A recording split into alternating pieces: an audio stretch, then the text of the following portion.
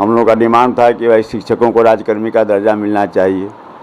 जो पहले से जो नियोजित शिक्षक हैं उनकी जो सामने समस्या जो आ रही है ट्रांसफ़र वाला, घर कहीं है, नियुक्ति कहीं हुई है, तो उस ढंग से वेतन भी नहीं है। तो एक वह मामला था कि भाई ट्रांसफ़र वाला मामला। दूसरा जो है सो जो नियोजन इकाई पंचायत, प्रखंड, जिला इतने यूनिट में बटा हुआ था, तो इसलिए प्रशासनिक भी कई तरह की असुविधा का सामना करना पड़ता था। तो सेंट्रलाइज हो गया, जिला इनका यूनिट हो गया।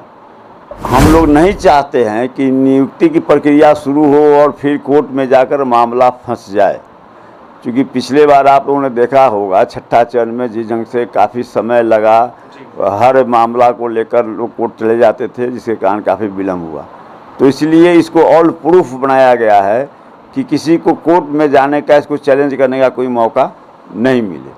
लेकिन अगर मान लीजिए बीपीएससी भी परीक्षा लेती है तो लोगों को एक होता है माने साइकोलॉजिकल असर जो होता है कि बीपीएससी लेगी तो बीपीएससी तो डिप्टी कलेक्टर का एग्जाम लेती है, तो उस ढंग की भावना लोगों को लग रहा है। लेकिन यह तो शिक्षक की नियुक्ति को लेकर न हो रहा है, तो इसलिए परीक्षा का स्टैंडर्ड तो उसी के अनुसार होगा। और सिलेबस आने वाला है, सिलेबस जब आएगा तो बच्चों को बहुत ज़्यादा जो है सो जब विज्ञप्ति जारी होगी तो मैं समझता हूँ कि बहुत सारे कन्फ्यूजन जो है सो दूर होंगे उसमें।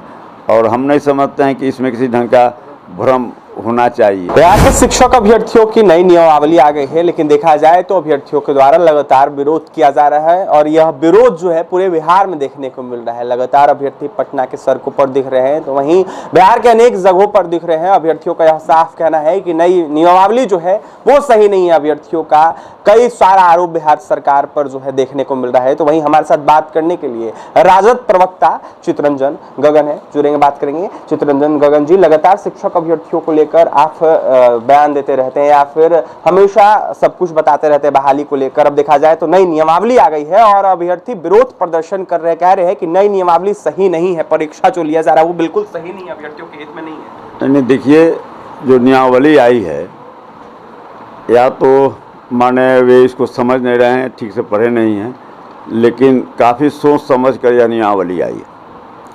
और जो भी हम लोग का डिमांड था पहले से, हम लोग का डिमांड था कि भाई शिक्षकों को राज्यकर्मी का दर्जा मिलना चाहिए। जो पहले से जो नियोजित शिक्षक हैं उनकी जो सामने समस्या जो आ रही है ट्रांसफ़र वाला, घर कहीं है, नियुक्ति कहीं हुई है, तो उस ढंग से वेतन भी नहीं है। तो एक वह मामला था कि भाई ट्रांसफ़र वाला मामला। दूसरा जो है सो जो नियोजन इकाई पंचायत, प्रखंड, जिला इतने यूनिट में बटा हुआ था, तो इसलिए प्रशासनिक भी कई तरह की असुविधा का सामना करना पड़ता था। तो सेंट्रलाइज हो गया, जिला इनका यूनिट हो गया। तो इसलिए जो भी डिमांड इस ढंग के थे उन सारे डिमांड को इसमें नई नियमावली में राज्यकर्मी का दर्जा, बेहतर वेतन, अब केवल सेंट्रलाइज सिस्टम सब हो गया है। अब सवाल यह है कि जो कुछ कन्फ्यूजन लोगों को है, तो हम लोग नहीं चाहते हैं कि नियुक्ति की प्रक्रिया शुरू हो और फिर कोर्ट में जाकर मामला फंस जाए, क्योंकि पिछले बार आप लोगों ने देखा होगा छठा चरण में जिस ढंग से काफ़ी समय लगा, हर मामला को लेकर लोग कोर्ट चले जाते थे, जिसके कारण काफ़ी विलम्ब हुआ। तो इसलिए इसको ऑल प्रूफ बनाया गया है कि किसी को कोर्ट में जाने का, इसको चैलेंज करने का कोई मौका नहीं मिले। इसलिए इसमें केवल अब बीपीएससी के नाम सुनकर, हालांकि अभी तय नहीं हुआ कि कौन आयोग परीक्षा लेगी, अभी यह तय नहीं हुआ है। लेकिन अगर मान लीजिए कि बीपीएससी भी परीक्षा लेती है तो लोगों को एक होता है माने साइकोलॉजिकल असर जो होता है कि बीपीएससी लेगी तो बीपीएससी तो डिप्टी कलेक्टर का एग्जाम लेती है, तो उस ढंग की भावना लोगों को लग रहा है। लेकिन यह तो शिक्षक की नियुक्ति को लेकर न हो रहा है, तो इसलिए परीक्षा का स्टैंडर्ड तो उसी के अनुसार होगा। और सिलेबस आने वाला है, सिलेबस जब आएगा तो बच्चों को बहुत ज़्यादा जो है सो जब विज्ञप्ति जारी होगी तो मैं समझता हूँ कि बहुत सारे कन्फ्यूजन जो है सो दूर होंगे उसमें। और हम नहीं समझते हैं कि इसमें किसी ढंग का भ्रम होना चाहिए। सर, अभ्यर्थी आरोप लगा रहे हैं कि सरकार ने जिस तरीके से नई नियमावली लाई है वो अभ्यर्थियों के विरोध में है और बहाली फंसाने की सरकार की तरफ से कोशिश की जा रही है। लगातार अभ्यर्थी सर ये बात कह रहे हैं। नहीं, बिल्कुल कहना कि कहीं ना कहीं भ्रम की स्थिति है, ऐसी कोई बात नहीं है। अगर जो है सो ऐसी मंशा रहती तो इस ढंग से नियमावली नहीं बनता। वही मैं बता रहा हूँ, जो वो लोग कह रहे हैं कि अगर किसी भी तरीका अपनाया जाता जो पहले अपनाया गया है, तो उसमें कई सारे ऐसे मामले थे जिसे जाकर कोर्ट में मामला फंस जाता। इसलिए फंसाना अगर रहता तब तो हो ही जाता, तब तो जो है सो, लेकिन इसको फुल प्रूफ बनाया गया है। सरकार अभ्यर्थियों के हित में काम कर रही है, निश्चित रूप से अभ्यर्थियों के हित में, और गुणात्मक शिक्षा बच्चों को मिले, क्योंकि यह भी डिमांड हो रहा था। आप ही लोग मीडिया पर कई जगह कई विद्यालयों के बारे में जो दिखा रहे थे, हाँ, और उसमें दिखा रहे थे कि हाँ साहब, अब शिक्षक हैं, उनको यही पता नहीं है कि बिहार में कै गो जिला है, बिहार का मुख्यमंत्री कौन है, सामान्य ज्ञान का भी अभाव है। तो ऐसी बहुत सी नियुक्तियां हुई है जो पंचायत स्तर पर और प्रखंड स्तर पर जो हुई है, तो उसमें अभी देखिए 77,000 शिक्षकों का फोल्डर नहीं मिल रहा है। अनियमितता तो हुई है। तो इसलिए अब चूँकि सरकारी विद्यालय में गरीब के बच्चे पढ़ते हैं, तो उसका भी ख्याल रखा गया है कि गुणात्मक शिक्षा भी मिले और अभ्यर्थियों के साथ किसी ढंग का अन्याय नहीं हो, नियुक्ति हो।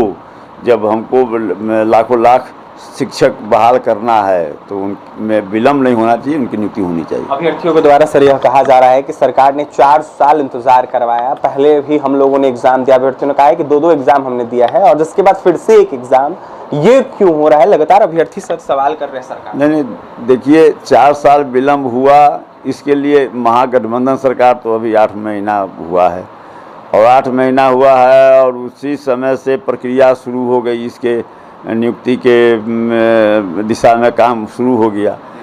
अब पहले जो हुई तो वही तो मैं कह रहा हूँ कि पहले जो विलम्ब हुआ, अब कई कारण थे उसके, अब उन कारणों में मैं नहीं जाना चाहूँगा, लेकिन उन कारणों को दोहराया नहीं जाए, फिर वैसी स्थिति नहीं पैदा हो, इसीलिए यह जो नई नियमावली जो आया है इसमें उन सारे बातों का ख्याल रखा गया है। और जहाँ रहा परीक्षा का सवाल, तो यह कोई बिहार के लिए है और यहाँ हो रहा है, सो बात नहीं है। यही है कि भाई आपको शिक्षक पात्रता परीक्षा में बैठने के लिए आपको DLED हो या BEd करना हो जरूरी है। जब उसके बाद शिक्षक पात्रता परीक्षा आप पास कर जाते हैं तो इसका मतलब यह नहीं है कि आप शिक्षक हो गए, आप एलिजिबल हो गए शिक्षक बनने के लिए। लेकिन उसके बाद आप किसी में भी देख लीजिए, प्रोफेसर में होता है तो नीट क्वालिफाई किए, इसका मतलब नहीं कि आप प्रोफेसर हो गए, उसके बाद भी आपको बैठना पड़ता है। और यही नहीं, आप बगल में उत्तर प्रदेश में देख लीजिए, जो सुपर टेट के नाम से फेमस, उत्तर प्रदेश में भी होता है, झारखंड में भी हो रहा है, दिल्ली में भी हो रहा है।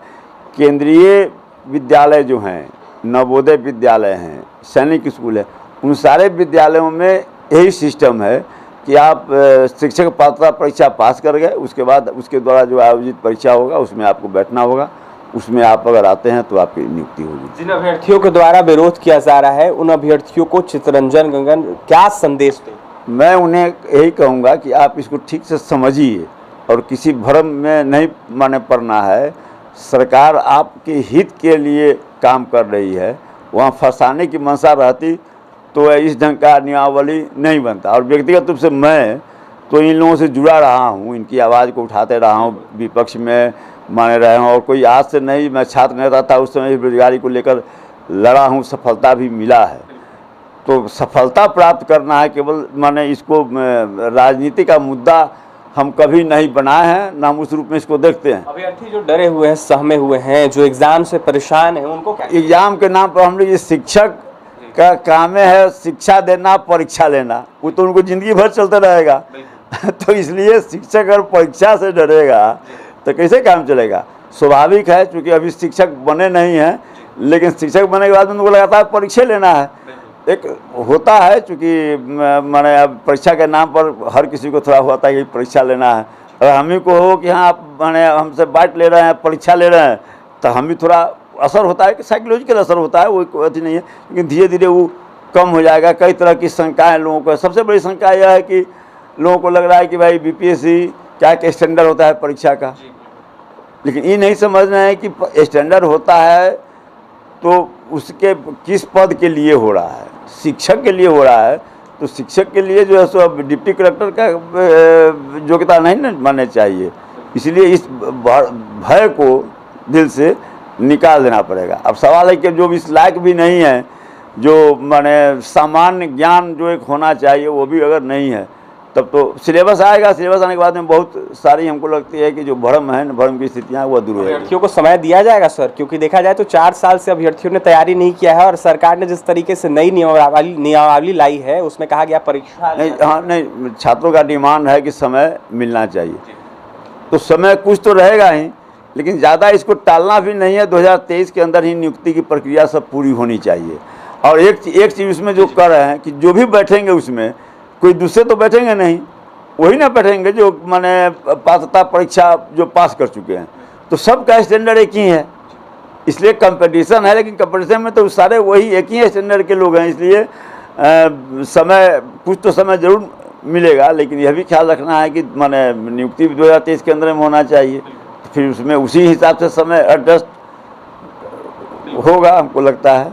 चलिए देखिए, हमारे साथ चितरंजन गगन थे, राजद के प्रवक्ता हैं, और देखा जाए तो शिक्षक बहाली को लेकर हमेशा मुखर होकर बोलते रहते हैं, बयान देते रहते हैं, तो वहीं बहाली को लेकर लगातार शिक्षक अभ्यर्थियों की आवाज उठाते रहते हैं। चितरंजन गगन का यह साफ कहना है कि 8 महीने पहले हम सत्ता में नहीं थे, जब से हम आए हैं लगातार बहाली को लेकर काम कर रहे हैं और बिहार में लाखों लाख बहाली होनी है। 2023 में शिक्षक अभ्यर्थियों की बहाली प्रक्रिया शुरू हो जाएगी, तो वहीं इसको देखते हुए अभ्यर्थी घबराए नहीं, परेशान नहीं हो, तो वहीं आंदोलन ना करे अभ्यर्थियों को सीधा सीधा चितरंजन ने यह साफ कहा है कि डरने की जरूरत नहीं है। कहीं ना कहीं परीक्षा जो होगी उसी लेवल का होगा जिस लेवल का पहले हुआ था। बीपीएससी से अगर एग्जाम हो रहा है तो डरे नहीं अभ्यर्थी परेशान ना हो और आंदोलन ना करे। अभ्यर्थियों की बहाली जल्द से जल्द होगी, 2023 में बहाली होनी है, तो वहीं क्या कुछ कहते चितरंजन गगन शिक्षक बहाली को लेकर आपने सुना है, तो देखने वाली बात यह होगी कि क्या कुछ होता है। और भी तमाम खबरों के लिए NBC 24 के साथ बने रहें। पटना से सहयोगी अजय के साथ अभिषेक रिपोर्ट।